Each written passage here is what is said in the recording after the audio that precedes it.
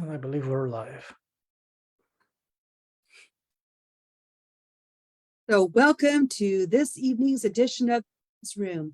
We got something really exciting planned. And what it is that we're going to be doing is we're going to be flipping this script. So typically as your host, I'm asking the men on the panel the questions, but tonight they're going to ask the women on the panel the questions. And before we get into that, I'd like to introduce who I have here tonight. And so I've got men's empowerment coach, RJ Horner. I've also got Steve Alley, quantum coach. And the ladies I have with me tonight, I've got Jennie Gladwin. She's a massage therapist and good friend of mine. And I've got Halima, who is our capacity building coach and also a friend of mine. So we're going to be tag teaming with these questions. We're going to be united as women in the front to better answer the questions that the men have in regards to how we feel about men's behaviors. But before we get into our questions and be a part of that, I do want to share that the Men's Room is a weekly show that creates a space for men to feel safe expressing their emotions in a vulnerable way. It is a place where men can come to be seen, heard, and acknowledged without feeling judged or afraid to show sides of themselves that may be different than society's expectations. We aim to educate, inspire, empower, and advocate. Our show was created out of inspiration from my role as the International Men's Day USA Ambassador and member of the Voice of Men 360, which is a nonprofit organization founded in 2020 and is based in Toronto, Canada. These two organizations for the purpose of supporting services for boys and men to overcome the challenges. And with that, I'm going to turn over the program to our host, RJ. Yeah, I'm excited. I get to host this today. Like you said, we get to ask the questions. First of all, I want to acknowledge that, yes, this is, a place for us to be vulnerable and, like you say, not be judged. But, it takes bravery to show up in this kind of format and speak from the heart about the issues we're talking about, which is issues affecting men. Again, kudos to our men who show up week after week and just talk about things that society may, not acknowledge or not, they will pass judgment on, right? So we're showing up in a brave way. And then kudos to you ladies for coming out and being brave enough to shield our questions, to answer these things that I'm excited about this episode because we answer questions that Linda tosses out to us week after week. So we came up with this concept that I'd love to know what the women are thinking about men. So we get to learn about men from a woman's perspective. So ladies, thank you so much for joining us for this tonight. I'm very excited. We only have an hour, so I'm going to dig right into it. And the first question I want to ask is, what are some behaviors or actions that men do that they engage in that you may find off-putting or maybe even unattractive? What do we do? Where's those faux pas that we have when reaching out and engaging women? Where are we going wrong? Anybody want to shield that question? Well, I think sometimes just assuming what we think on something without actually having to ask us. So you might assume that we feel a certain way or that we act a certain way or there's something that we want. And instead of asking us, you're just assuming. And so that can be a little demeaning, not to ask us, just to assume. And so that could be as simple as, where to go for a romantic evening or what we value in our financial structure for our household. It could be any of these things, just assuming and going and running with the decision and not really asking our thoughts or to weigh in. Part of that, take charge and I want to take care of you without actually asking, what does that look like to you to be taken care of? What does it look like for you to be able to be a part of the decision-making process? I like that. Jennie, any thoughts at this point? Yeah, perfect. I think like being treated as equals. I feel like sometimes the majority of the time men are the breadwinners, but we're not too far behind. And I just think that being treated as equals That's what I would say. That we should be treating you as equals? Yeah, I mean, I just think that sometimes, men want to just save the day and conquer the day. And I think sometimes it gets lost in translation that, sometimes we need the light too. Oh, absolutely. There's no doubt about that. Maybe I'm too much of a woman. You guys make me think I'm too feminine. We talked about masculine and feminine energy last week. And maybe it's because I'm married and I'm domesticated, but there's no balance. We're not equal in my household. My wife far exceeds me. You know what I mean? First of all, she works full time just as much as I do. But then she comes home and takes care of the household. She takes care of all of our needs, which is another full-time job on top of itself. Plus, she takes care of our finances. I don't like to manage money. So my wife takes care of all of these things. So I give credit where credit is due. I let my wife know that she's far more valuable in our relationship than I am. So hopefully she doesn't want to, toss me off and find somebody else. I think we're stuck together at this point. We're 20 years soon. In fact, we're going to be celebrating our 20th anniversary this year. And I think that takes some give and take to get to that level. Her and I've been through some battles, and probably because of that equalization, she deserves credit, like I said. So I think women deserve the credit where credit is due. In fact, on top of that, you guys bear the children and take care of children for their first childbearing years. Look, we have less hand in that than most people, right? So, Steve, do you have anything to add? Yeah, to me, what I think about that is, well, I talked about that I think it was last week. And to me, it seems like a little bit the role of, well, the man needs to be needed, and a woman usually likes to be wanted. So, and that's what's happening here. Usually, women are constantly needed because you do everything for us.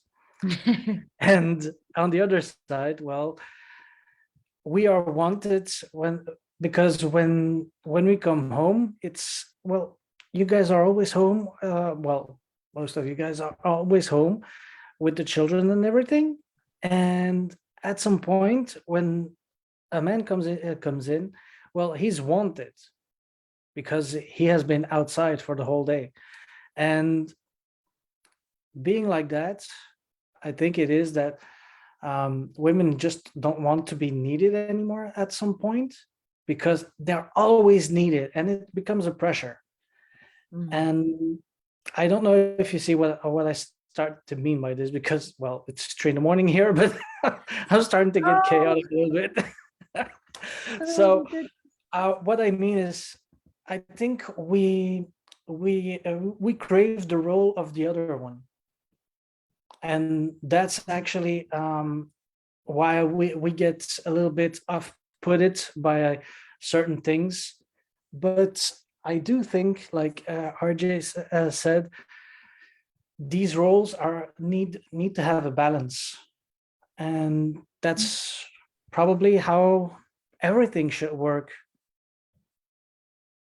Agreed. Halima, did you happen to catch our question? And do you have thoughts on this? Yes, I did. And I am, it's amazing how we all have different perspectives on the same thing, and we are all right in our own ways. I personally feel that men and women are not equal, but they are both important, because there are certain things in which women supersede men, and there are certain things in which men supersede women, and we have to respect that natural complementary couple that nature, however you want to word it, has brought together, a man and a female, regardless of what role they're in. I think it's more like a dance. Have you seen ice skating couples, figure skating? How beautiful that is. And you know how important it is to have that faith and that trust in the other person, that if you let yourself go or you spin in the air, they'll catch you. So during that dance, you have to observe that there are many times that the woman takes over and there are many times that the man takes over. So we have to respect that natural phenomena instead of trying to just put them through a cookie cutter approach that we are both equal. No, we're not. There are many things we do better than you. There are many things you do better than us. So we need that recognition. It's Yeah. not, we can't chop off our specialties or our qualities, and that can be different in every couple, that can be different in every role. What I personally feel that is very that I'm personally sensitive to is the body language. You can say one thing, but if your body language is not respectful towards me, I will sense that. You can yeah, you can say anything you want, but your energy and your body language will be very, very transparent to me when it comes to recognizing that is this person patronizing towards me, or is this person genuinely respectful of the fact that I'm the female gender. Females, I believe, are fragile, not in a way that they're weak, because some of the most expensive crystals are fragile. You have to handle them with care. They have very high value. They are very rare to find, but you have to keep them a certain way. And just like that, men are too. So you have to give them that respect and that recognition that a man is a man. Give them the respect. You can't have two CEOs in one organization. If we can respect that, if we can respect that hierarchical structure, we should respect that at home too. If a man is the head of the family, there can be a family that has a woman as the head of the family. So whoever the head of the family is, you give them that respect. And then the head of the family cannot function without a chief of operations, which is the wife. So they have their roles. You take one thing out and the whole thing falls apart. Yep. We're not equals, we're both important. And we have to recognize each other's powers and give due respect where it's needed. Absolutely. And like you put it, that dance, you know what I mean? Every incident may be different. And so we have to recognize when's the moment to give control, or when's the moment to step in and take control of these maneuvers and get it right, just so that we can have that balance. Absolutely. And if we don't do that, then someone's going to get hurt and the dance won't come together. Beautifully put, RJ. Very nice. Yep. Absolutely. And like I said, maybe I'm domesticated, but in my house, my wife is the CEO and I'm the chief operations officer. If she can envision it, it's my job to make it happen, right? So that's how it works in my house. But maybe because we're what I opposites. meant So was, yeah, whichever you can choreograph the dance, you have to choreograph the dance and you have to perfect it. And the more you work on it, the better it gets, the more beautiful it gets, and the more tricks you can add to it. And it becomes more and more beautiful and mesmerizing. But if you start fighting and standing your ground that no, do it this way, do it that way, then you can't add beauty. You will only be adding bottlenecks and troubles. absolutely. And we've had 20 years to perfect it. So I think we've got a little bit of practice of getting that right. But again, you know, we've been through those battles too, right? Like that was one of the things I mentioned that last week, was that I had to stop fighting, right? And that was how our relationship moved forward and we figured things out. So absolutely. Thank you very much for that, ladies. So then on the opposite footing, what are some of the things that we do right? How do we serve you as, like you just said, respecting your feminine energy and respecting you as a woman? What are some of those things we're doing right? I would say one thing definitely is being supportive of our personal growth, Yes. our professional growth. Both of those I think are important because as we're evolving and changing over time, it's nice to know that you have some support and that you also want and encourage your partner. So I think that that's something, when it's being done, is something that I value and I think it's important. Thank you. Jen, did you have anything? I think always with my husband, I love when he kind of just sat and we were together. You know, the kids went to bed and we just had, even if we didn't say anything, I just loved when he would touch my hair and hold my hand and just give us those moments, even if we didn't say anything to one another. I could just feel his energy and his presence, and just that made me happy and aware that he was a great guy and that I was appreciated. I think we need to start simplifying everything. I think we overdo and we expect too much when we just need to bring it back to simple. I think the simple and the simplicity of the relationship, what we fell in love with them in the beginning, it's there, it's always there. And then we just, go through the years, add resentment, stop communicating. And when you, at the end of every day, just kind of do that, it kind of centers you back together. This way you are able to express to one another what your wants and your needs are at the end of the day, if you need to, or just sit in silence at the end of the day. I think it's just having that time to just do whatever, and personal space. Sometimes we need that too. So. Thank you for that one. Absolutely. I think respecting a woman's personal space, that just changes things. And for me, like, we can't be together all the time in the evening. We can't wind down together all the time because I work part-time as well as full-time. But I come home to my wife and I make sure to come up and see her, even if she's sleeping. You know what I mean? Give her a little kiss and a hug and let her know I'm home.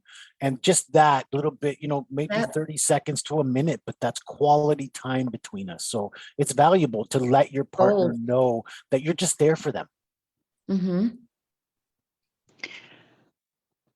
I do think that this is really necessary because, well, when you come home, you just need to get that connection back, get away from that person. And then when you come back, you just connect with that person, even if it's just for a while, a few minutes, a small touch, a kiss, a hug, or even just just give a tap on the back while passing behind her, or something like that. I think that just Yep. Halima, do you have anything to add on that? Yes, I sure do. I was actually, I came across this yesterday and I saved it because I knew I was going to be on this panel. Everybody, I think, must have heard about the book Men Are From Mars and Women Are From Venus by John Gray. So yeah, this little thing that somebody had highlighted, I'd like to read it out. And it says that when a man can listen to a woman's feelings without getting angry and frustrated, he gives her a wonderful gift. He makes it safe for her to express herself. The more she is able to express herself, the more she feels heard and understood. And the more she is able to give a man the loving trust, acceptance, appreciation, admiration, approval, and encouragement that he needs. So I thought that was very beautiful. And then also, I personally feel that because men are wired to they're fixer-uppers, their natural inclination is, you tell them something and they'll, okay, all guns blazing, what do I plan of action? What do I do? Who do I shoot? What do I fix? What do I? So sometimes you have to, as women, recognize that when you're sharing that with him, you're putting unnecessary burden, because his natural response is that he has to fix it. And men have to be mindful of the fact that sometimes women just need to say it out loud. I mean, they just need to unload. And that does not mean that they want you to get your guns and go and shoot someone. No, they just want to be heard. So I think being sensitive of that, and at least knowing that within your close relationships, that, okay, she just wants to vent and I don't need to take any action. Maybe if you need to be specific about it, do that, so that you are relieving the other person of the burden, because we cannot assume things. And sometimes we as women expect that if we said something, the man has to know the whole 9 yards about it. How could he not know what to say or do? Please tell them, help them figure out the response, because if you don't, then he might react or respond in a way that you might not really feel heard or understood. So I think communication is key. One last thing, and there's a plethora of things that can be contributed, but one thing that I would like to mention, that people who have wives who are homemakers, if somebody asks you, what does your wife do? Don't say nothing, because Yes. staying at home is not nothing. Staying at home means that you are working 24/7. You are working around the clock. You are the finance manager, you are the logistics manager, you are the operations manager, you are the chef, you are the chauffeur, you are everything, and you're running uh, around the clock, not being paid. If you do a financial calculation of the work your wife does while you think she's doing nothing at home, what did you have to do? You would be surprised that she is saving you millions while you're only Absolutely. going out and making thousands. So My husband, be respectful of that. my husband used to say, my wife's a domestic engineer. And then Absolutely. I was That's like, a good oh, way of wow, I saying it. love that one. Yeah. Giving you Yeah. credit where credit is due, right? Yeah, he always did. He always did. Yep. So, Yeah. Halima, I do have one question for you on that. So, for our men out there, what is the correct response when a woman is trying to just, let it out, relieve the pressure, and we don't know what to do? We, want to go guns blazing or say, what do I have to do? Whose derriere do I have to kick? You know what I mean? What is the correct response there? Yeah. So, and that's, I researched, and this is what I discovered about men. And I personally think that if the wife is not reached that stage where she can communicate it clearly and make it Mhm. obvious to you what outcome she's looking for, maybe you can just gently ask her, what are you what end result are you aiming at? I mean, I'm here for you with Mhm. all my heart and soul. What outcome are you aiming for? Let me know so I can help you reach that. And I'm all ears. Share with me. Let me know Beautiful. what is our plan of action? What is our agenda at the end of your sharing? So I can gear my listening to cater to that. So then she will know, okay, no, I just want you to hear me out. And you just hear her out. And Mhm. if at the end of it you're not clear, just say, so what actions do you think we should take? How can I help you? Yes. Uh, so ask those questions instead of just feeling the pressure of looking into your crystal ball and being Prince Charming. Just say it out loud and ask her, whatever endearments you use, just say, how can I help you reach the goal? I'm here for you. Tell me. Yeah, I will say that you said that you took the words right out of my mouth, because that's the gentle question, like you say. For me, is there anything I can do for you? How can I help you? Yeah. You know what I mean? So that you're being delicate, you're being respectful, but you're trying to just feel out. Because I will tell you, my wife had to teach me this lesson, because when she gets upset and she's just trying to let the pressure off, basically, by telling me what's going on. And so me, guns blazing, I need to help. But I even say, you know what, don't stress yourself out about it. And she's like, look, I'm not stressing. I'm just letting you know what's going on. I'm just talking about this. Mhm. So, I didn't Venting. know how to be there. She had to teach me that I was serving her incorrectly. And then, that can cause problems in people's relationships out there, right? If they're Mhm. not respecting what the woman wants, or recognizing what she needs at that point. Yeah, and I think both partners need to, even if you're a brother and sister and you're having issues, gender roles can be different. Relationships can have different kind of a meaning or different kind of a attachment. You both have to learn to grow and evolve. You cannot put all the burden on one person, because then they're going to burn out. You can't be always on the giving end. The person has to reciprocate as well. And that too, you must have heard of the book, The 5 Love Languages, and I think they've added a sixth one to it as well. So that's a very good book for people to read, because we might be giving them all we have in a language that they don't even receive or read. And Or there, understand. it's a miss. It's a miss between the communication, because you are talking English and they only understand sign language, just to give you a little perspective. So you're losing all the effort, and there's frustration build up, whereas both parties are sincere and loyal. But just because of that lack of clarity on what we are talking about, you're not on the same page, that can be very detrimental to relationships, be it professional or personal or social. I really love that you brought up the love language, and because how we want to receive something and how our partner or person in our life, how they want to receive. If we're not finding out and asking, then we're just assuming that how we want to do it is how we're going to express it. And it could, like you said, it'd be on deaf ears.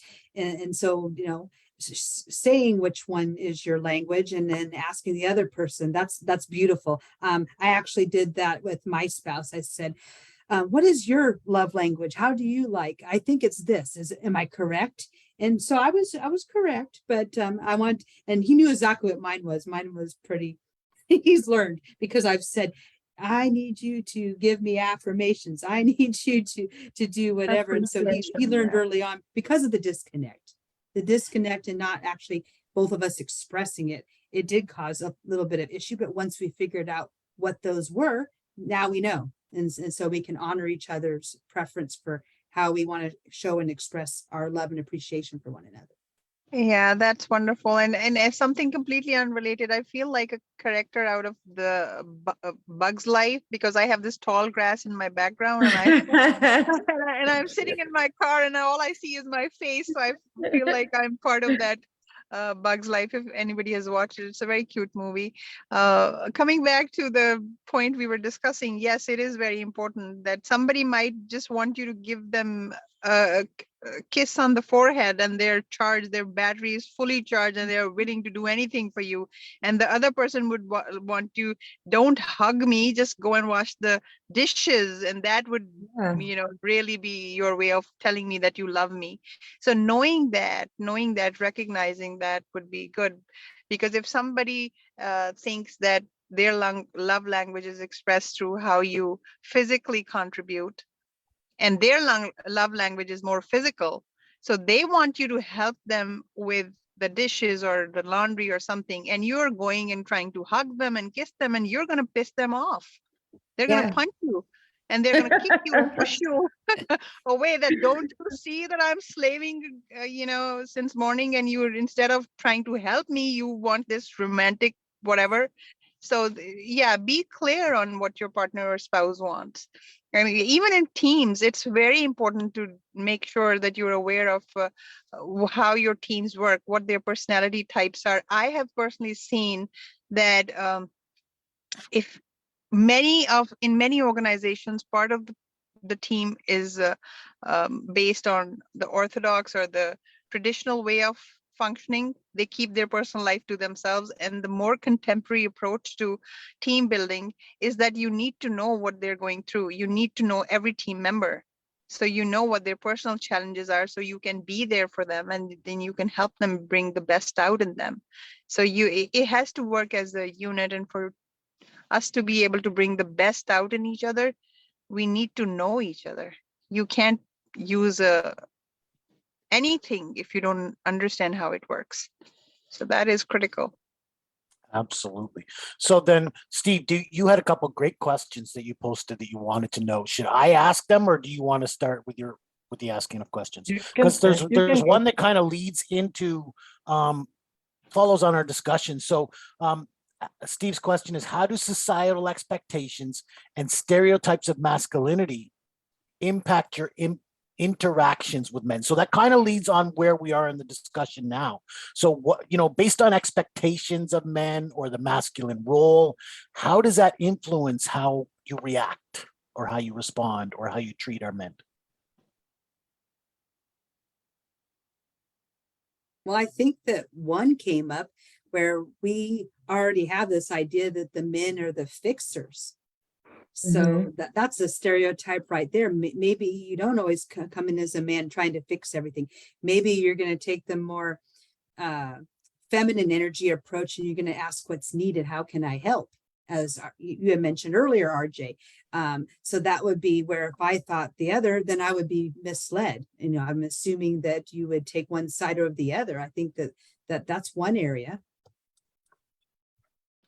Can you rephrase the question? I think I got a little lost. Just based on stereotypes, you know what I mean? What Yeah. are how do these expectations, or what we know about men, what society believes about men, how do they affect your interactions with men? Oh yeah, that is a killer because these stereotypes and expectation, we dehumanize men, unfortunately, because of the stereotypes, how we, the level of pressure we put on them since childhood. And I've seen this all across the globe. It's not just our culture that if I would say that, oh, I was brought up in Southeast Asia and that's a developing country and it has a more conservative culture. I've seen it here as well. When boys are born, when you're like 2, 3, 4 years, you fall, you get hurt, you're like, oh, man up, boys don't cry, be strong, be strong. So you are telling them. You muted.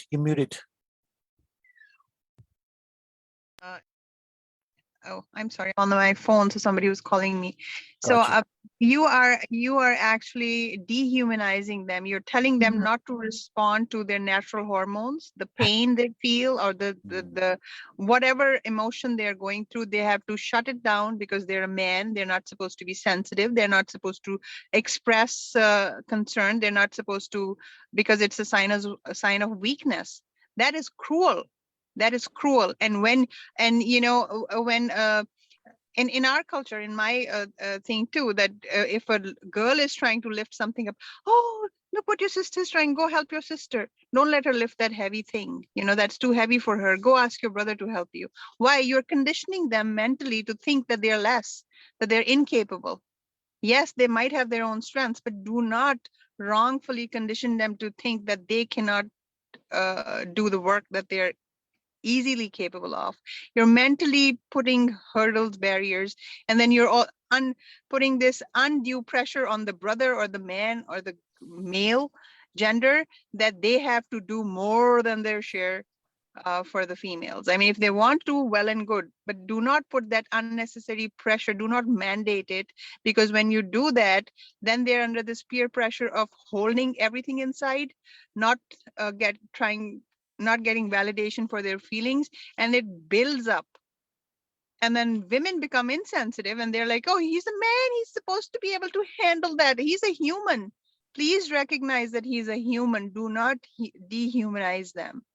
Because when you dehumanize them, and then all of a sudden, one fine day, you expect them to be sensitive to everything. How do you do that? You shut up their sensors, you literally shut them down, and then you want them to grow back up all of a sudden. I mean, it's too confusing.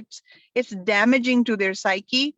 And that is why they build up things inside, and then they have these episodes where they don't know what they're doing, and the woman doesn't know how to handle it, but it's all a build up. I went through that with my second son, the exact same thing you just said. Yeah, so we just have to be mindful and recognize the fact that we are humans first. Yes. Humans, we are humans. We get too wrapped up and tangled up in the gender role. Yes. That is very important, but we are humans first. So be human towards each other. Have the empathy. Don't have sympathy. There's a very good small clip by Brené Brown that helps us understand the difference between sympathy. Sympathy can sometimes be patronizing. I was surprised to see that video because it helps you understand that empathy and sympathy are different. You have to be empathetic. You have to show empathy towards the other human, no matter what gender they belong to. So once you do that, then it's very easy for you to put your egos aside, your pride aside, and actually be there for the other person and help understand that, oh, I know people will have episodes when you're angry, when you're frustrated. Sometimes we are not able to handle or manage our emotions and they bleed through, and especially in the presence of those who we are most comfortable with. So if you go through that and you recognize that, oh my goodness, I was too stressed and this is how I spoke, just as soon as you recognize, go to the person and say, I am so sorry if my tone of voice was harsh on your ears. Let me make up for it. It wasn't towards you, but I want you to know that this is not how it should have happened. So it's a regular practice. You have to keep on working on it on a daily basis. Like you breathe, that's how you make sure that you put yourself in check on a daily basis. So you're not being energy vampire for anybody. You are charging them up, and likewise you're receiving from them. Wow. Wow is all I can love say. that. I've been through this because I was an angry man. You know what I mean? I was hateful of the world, and it's because I was told to keep my emotions in check, right? I'm not allowed to express myself in this manner. So I've got to keep it under control. Meanwhile, all that's doing is make me more aggravated, more frustrated. And all I need to do is release the pressure, but I can't release the pressure because it's got to come out in a, aggressive manner. And I can't allow that. So here I am getting more angry, more frustrated. And Yeah, so then, yep. Yeah, you're absolutely right. You're keeping the lid on something, and that is yeah, building pressure inside. It's like a pressure cooker, and then you don't know how to keep contained, and then you mess up your health. You mess up the people around you. And it is all because of that imbalance, the balance we destroy in the very beginning when a boy is born. Be a man. Men don't Yep. cry. Are you a girl? Don't be a wuss. Don't be a girl. Don't be this. Don't be that. And females are also put under similar pressures, but I think it's very unfair to take away the softness out of a man when they're in their sensitive years, when they're growing up. That is something that should be put in them, that it's good to have feeling. It doesn't matter if you cry or express pain. You should it should be validated. Absolutely. So I'm going to chime in there right now because I'm going to say for our men out there who listen, it's okay to cry. Look, I do cry. Now I've learned how to properly express my emotions, how to live in that. Many of the professional speakers out there will tell you it's okay to live in your emotions. Don't dwell on them. Don't allow them to go on for days. Experience them and let them out. And crying is a way to just relieve that pressure that you're feeling.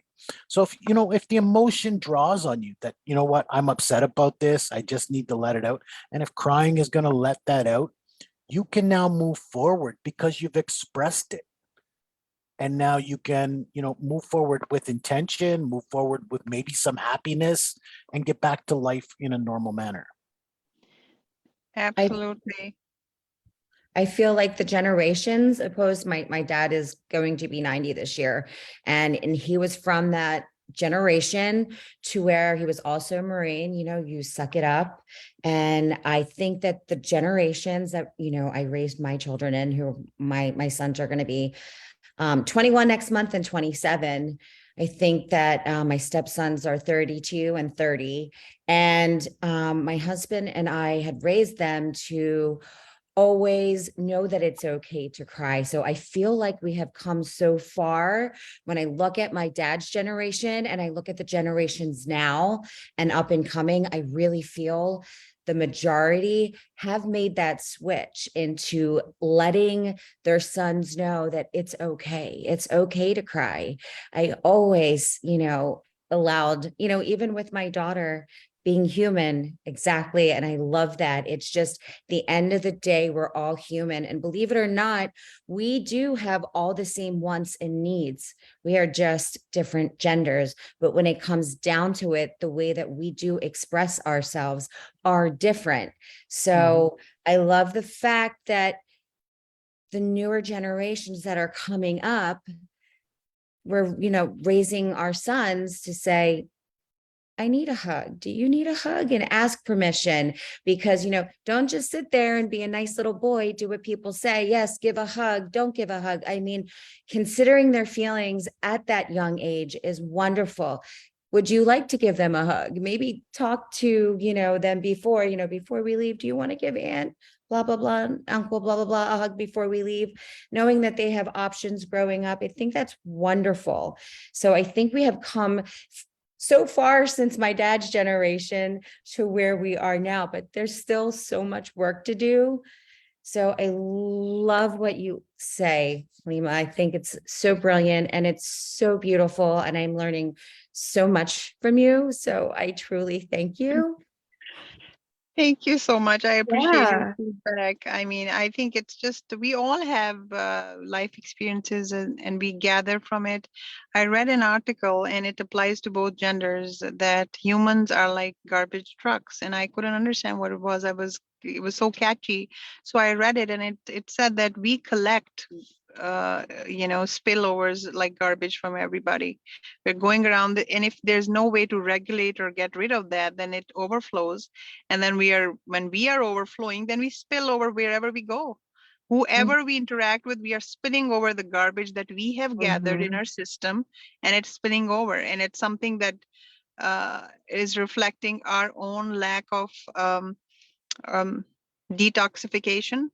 There's no process for us in place that detoxifies whatever negativity we gather from our environment, our interactions, social, personal, professional.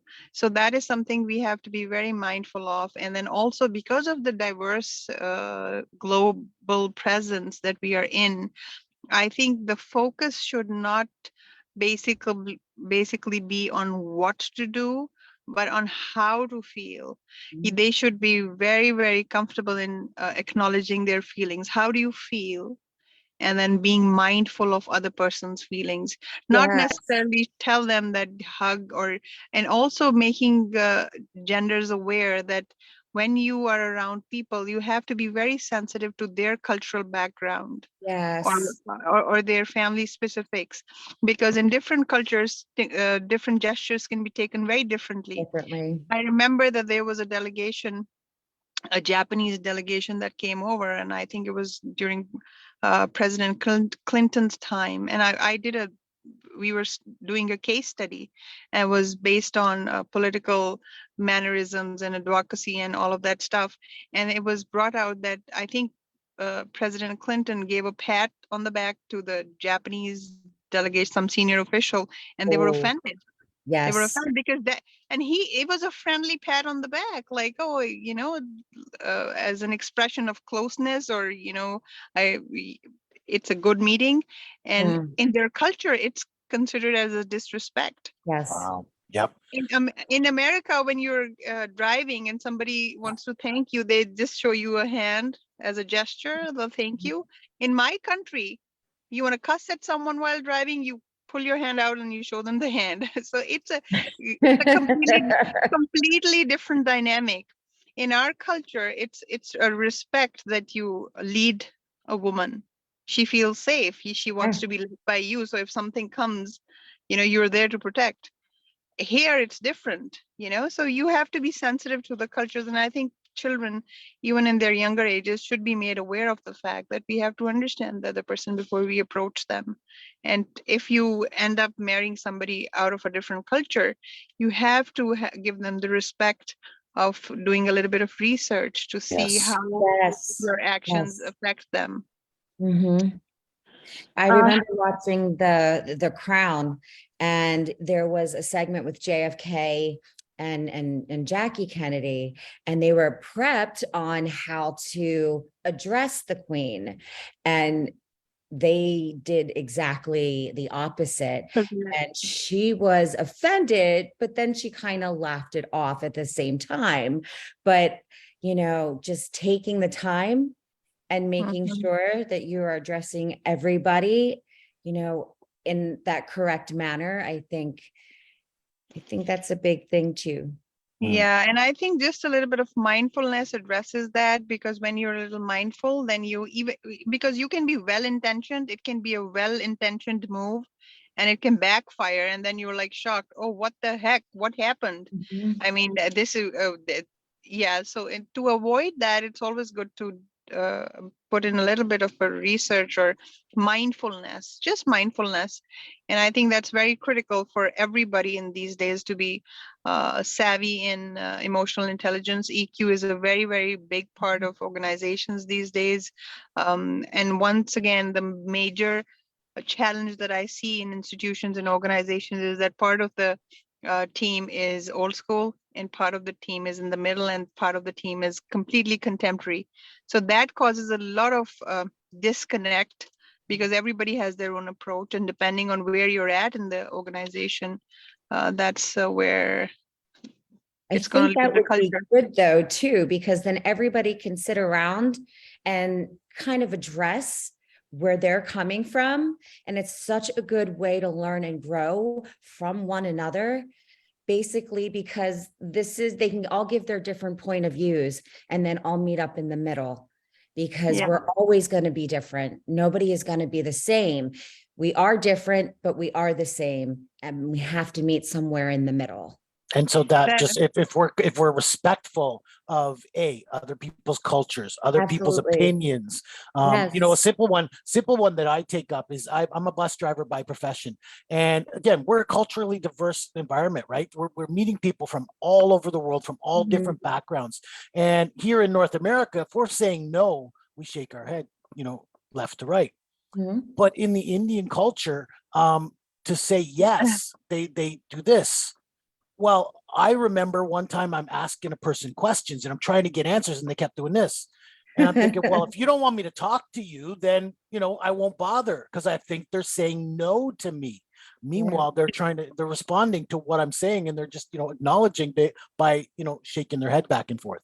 So something so simple, but if we can learn about each other's cultures, or at least to a certain degree, we can be more respectful of cultural barriers as well as gender barriers based on different cultures. That's true. Many of you might have already, read about the elephant experiment in which they they cover eyes of everybody. There's a number of people and they put them around an elephant. And then based on wherever they're at, whichever part they're touching, they have to describe what it is. So they all describe, the person touching the trunk has a different description. The person where the tail is has a different description. They're all right. That's their reality, but their descriptions don't match. So we have to understand that everybody's understanding of the same thing can be different based on where they're at in life, what their life positioning at that point is, the emic and etic approaches. So do look at the elephant experiment, and it'll help you, or share it with whoever it is, if your team, your family, so that they understand that even if you're looking at the same thing, based on where you are looking at it from, your perspective and your perception will be very different from the other person. But that doesn't mean you are wrong or they're wrong. So be respectful of that. So yeah. I really love that do because too. I'm sitting here thinking, Yeah. we're talking about the differences between how men and women view things, how they see things. If you put that story out there, I think it says a I lot. love that. Yep. It's beautiful. Thank Absolutely. you. Absolutely. Yeah. Perspective. It's all because again, we're all Yes. right, but it's based on where we're looking Love for that. it from, right? So absolutely. This has been an amazing show and we're coming close to the end.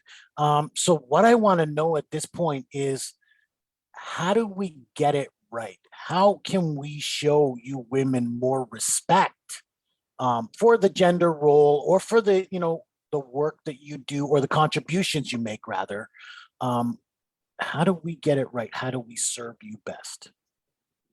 By making us laugh a lot, just laughing together. That's it. It's so simple. At least for me, I know we're all different. I miss those joyous laughter days. I mean, just laughing and laughing, you know, just being together and laughing about the simple and stupid things. I know that sounds weird. Oh, no, it's not weird at all. I mean, I'm thinking, Doesn't.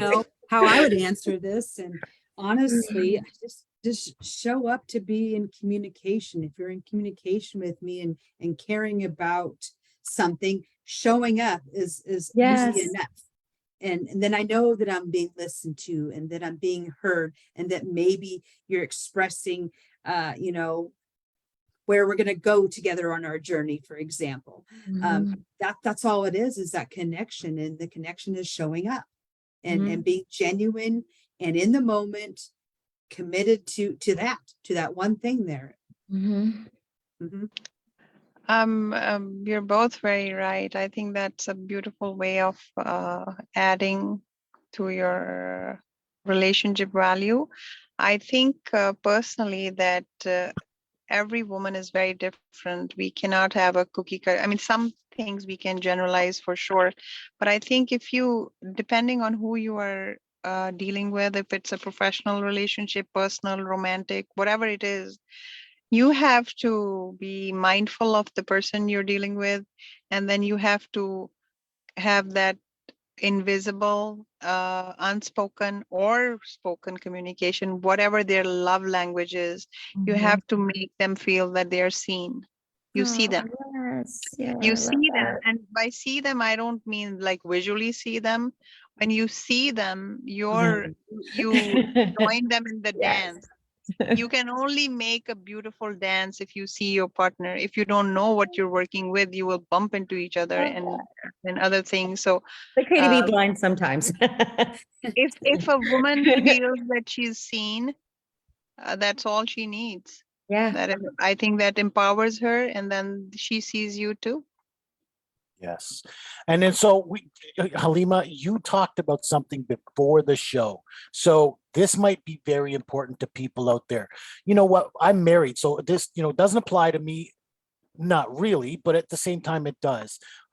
Is how do we recognize when we're trying to build that relationship with a person that's, it's maybe turning from friendship to a romantic area? How do we recognize the boundaries and when it's turning there and what's appropriate? I think it all depends on where you're coming from. The background is very important. I have a very funny story to share. In my language, I say, if I say your name, I would say RJ Bhai. Bhai is brother. Out of respect, when you're talking to someone, you just say that. And the other person automatically understands that this is how she thinks of me, like a brother, like platonic relationship. So I would always say that. So in English, I don't know how do you express that so that when you're talking to someone, you right from the start, you want them to know that this is how, this is the kind of relationship we have. So do not get any misunderstanding or wrong ideas. So I used to, and I still sometimes do, I would just say bro. Right. And I didn't realize that's all I could come up with. Yeah, The funniest thing happened to me. I was talking to someone in they messaged me regarding something. It was consulting related, one of my clients. And I was talking to them and I said, bro, something. And then they said something else. And it didn't make sense to me. So I go to my 21-year-old son. I'm like, what is this? What is he saying? And he's like, Mom, you can't use bro. I'm like, why, Adam? Why can't I use bro? And he's like, Mom, because when you say bro, it's a whole language. So the other person thinks that you are cool with the bro language. And Mom, you don't know what it is. Awesome. So I cracked up and I'm like, he's reading my entire conversation. I'm like, Adam, what does it mean? Great. What is that guy saying to me? And he's like, Mom, don't. Because then you're giving them the false impression that you're cool with that and you get it. And no, Mom, this is a completely different thing. And you have no idea. Yeah. So it can be, funny. yeah. So my son educated me that Mom, don't just use words just because you hear them, and words can have completely different meanings based on your culture and background. So you said, how do we sense, or how do we take it to I think you have to be very mindful of who it is you're dealing with. You have to be very mindful of that, what their values are. Like, I know I personally use a lot of endearments with my friends and people I'm close to. Like, I will call them precious, dear, darling, blah, blah. But when somebody on LinkedIn, a guy that I don't know, if they write dear, it offends me. I tell them, please don't do that. I find it disrespectful and offensive. I agree. I don't know. I don't know why. No, I agree. I'm the same way. I get that. I am with you on that 100%. Yeah, I become a fire spitting dragon. We're not there yet. I totally understand where you're coming from. You don't know me like that. So yeah, I agree with you. I like that Yeah, you brought so it up that way because we are social media, like especially with COVID, we're locked in. So now we're connecting on social media. We're not connecting face to face so much anymore. So we are building relationships online. And then when are we crossing that border? When are we taking it to an intimacy level that just doesn't belong? I've got somebody who's reaching out to me on LinkedIn too. And I'm trying to see if this is based on her comments. Is this a professional relationship that she's trying to Yeah. build? Or is there more to it that, look, I'm a married man. I don't go Yeah. there. You know what I mean? Uh-huh. So do I have to Exactly. cut this off and say, look, I can't be friends with you anymore, right? So how do we know? I love what you said though earlier, because I have a bestie. We're closer than close. You know what I mean? She runs up, hugs me, latches off to me. We talk about things that are very intimate together, but she calls me her big brother Rob, right? Because that sets the boundary. First of all, Yeah. we know our place in the relationship, but other people, by hearing that, they know if they see us, a little bit close and, friendship that maybe they think is inappropriate. Big brother Rob, you know what I mean? That's an intimate relationship. So drawing those borders, knowing how to draw those borders, it's very difficult. It's a thin line to walk. it is very difficult and a thin line to walk. So you have to know the person you're dealing with, what their belief system is, what they follow, what their values are. And also, while you're doing that, you have to put your own relationships first. Your intimate relationship, if your romantic partner or your life companion or whoever you're committed to, they have to be on board with you. They have to know that this friendship that you have, they understand the language and the relationship dynamics, because Yeah. you cannot have a life companion and not have that respect for them. So and honestly speaking, no matter what you say or do, your energy speaks louder than your actions. 100% You right. will know Yes. it. You will know it when it's platonic, and you will know it when it's not. Your Mhm. wife will know it when it's platonic, and she will know when it's not. Because I kid you not, wives have these special sensors, and they They come out. they So know. I know Linda has a coaching session at 10 o'clock. So we are going to end this out at 10 o'clock. But I do want to hear from Steve. Look, what have you taken from today? How, is there anything you've picked out that men needed to hear today? Well, I recognize a lot of what I've experienced myself in past relationships. So we were talking about the generations and things like that, and there's kind of a duality to what I've experienced. For example, in relationships, well, I heard a lot. Well, if something is going wrong, just talk about it. Yep. Yeah. And when I started opening up, it turned against me.